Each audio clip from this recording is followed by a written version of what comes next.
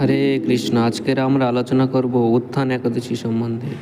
2 November রবিবার উত্থান একাদশীর উপবাস। তো চলুন এই একাদশীর মাহাত্ম্য দেখে নেওয়া যাক। উত্থান বা প্রবোধিনী একাদশী কার্তিক মাসের শুক্লপক্ষে একাদশীর মাহাত্ম্য স্কন্দপুরাণে ব্রহ্মা নারদ সংবাদে বর্ণিত আছে। মহারাজ যুধিষ্ঠির বললেন, হে পুরুষোত্তম, কার্তিক মাসের শুক্লপক্ষের একাদশীর নাম আমার কাছে কৃপা করে বর্ণনা করুন।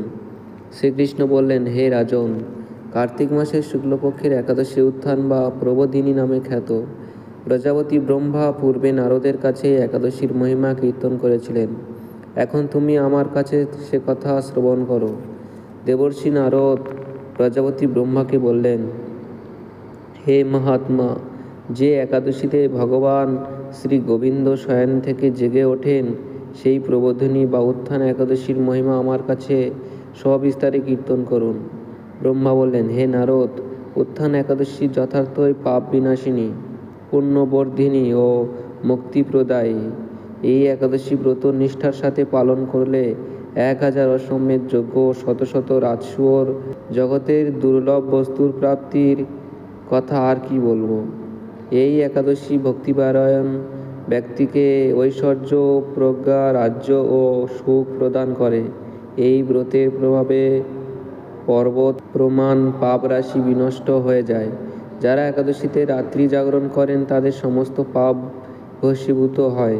শ্রেষ্ঠ মুনিগণ তপস্যার দ্বারা যে ফল করেন, এই ব্রতের উপবাসে তা পাওয়া যায়। যথাযথভাবে এই ব্রত পালন করলে আশাতীত ফল লাভ হয়, কিন্তু অবিধিতে উপবাস করলে স্বল্পমাত্র ফল প্রাপ্তি হয়।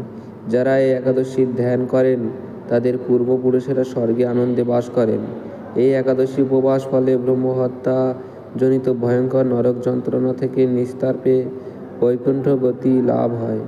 অশ্বমেধ যজ্ঞ দ্বারাও যা সহজে লাভ হয় না, তীর্থে স্বর্ণ প্রভৃতি দান করলে যে পূর্ণ অর্জিত হয়, এই উপবাসের রাত্রি জাগরণের সেই সকল অনায়াসে লাভ হয়ে যায়। যিনি সঠিকভাবে উত্থান একাদশীর ব্রত অনুষ্ঠান করেন, তার গৃহে ত্রিভুবনের সমস্ত তীর্থ এসে উপস্থিত হয়। হে নারদ, বিষ্ণুর প্রিয়তমা এই প্রবোধিনী একাদশীর উপবাস করলে সর্বশাস্ত্রে জ্ঞান ও তপস্যার সিদ্ধি লাভ করে চরমে মুক্তি লাভ হয়। যিনি সমস্ত লৌকিক ধর্ম পরিত্যাগ করে ভক্তিভরে এই ব্রত উপবাস করেন, তাকে আর পুনর্জন্ম গ্রহণ করতে হয় না। এমনকি মন ও বাক্য দ্বারা অর্জিত পাপ রাশিও শ্রী গোবিন্দের অর্চনে বিনষ্ট হয়ে যায়। হে বৎস, এই ব্রতে শ্রদ্ধা সহকারে শ্রী জনার্দনের উদ্দেশ্যে স্নান, দান, জপ, কীর্তন ও হোম আদি করলে অক্ষয় ফল লাভ হয়।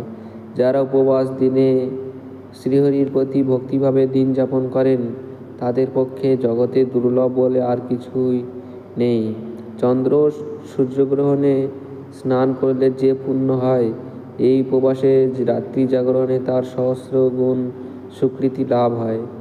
তীর্থে স্নান, দান, জপ, হোম, ধ্যান আদির ফলে যে পুণ্য সঞ্চিত হয়, উত্থান একাদশী না করলে সে সমস্ত নিষ্ফল হয়ে যায়। হে নারদ, শ্রী হরিবাসরে শ্রী জনার্দনের পূজা বিশেষ ভক্তি সহকারে করবে, তা না হলে শত জন্মার্জিত পুণ্য বিফল হয়। হে বৎস, যিনি কার্তিক মাসে সর্বদা ভগবৎ শাস্ত্র আদি অধ্যয়ন করেন, তিনি সর্বপাপ মুক্ত হয়ে সমস্ত যজ্ঞের ফল লাভ করেন। ভগবান হরিভক্তিমূলক শাস্ত্র পাঠে অত্যন্ত সন্তুষ্ট হন, কিন্তু দান, জপ, যজ্ঞ আদি দ্বারা তেমন কৃত হন না। এই মাসে শ্রী বিষ্ণুর নাম, গুণ, রূপ, লীলাদি শ্রবণ, কীর্তন অথবা শ্রীমদ্ ভগবত আদি শাস্ত্রগ্রন্থ পাঠের ফলে শত শত গোদানের ফল অচিরেই প্রাপ্ত হওয়া যায়। অতএব হে মুনিবর, কার্তিক মাসে সমস্ত গৌণ ধর্ম বর্জন করে শ্রী কেশবের সামনে হরিকথা শ্রবণ কীর্তন করা কর্তব্য। কোনো ব্যক্তি যদি ভক্তি সহকারে এই মাসে ভক্ত সঙ্গে হরিকথা শ্রবণ ও কীর্তন করেন, তবে তার শতকুল উদ্ধার প্রাপ্ত হন এবং হাজার হাজার দুগ্ধবতী গাভী দানের ফল অনায়াসে লাভ করেন। এই মাসে পবিত্রভাবে শ্রীকৃষ্ণর রূপ, গুণ আদির শ্রবণ কীর্তনে দিন যাপন করলে তার আর পুনর্জন্ম হবে না। এই মাসে বহু ফলমূল, ফুল, অগুরু, কর্পূর ও চন্দন দিয়ে শ্রীহরির পূজা করা কর্তব্য।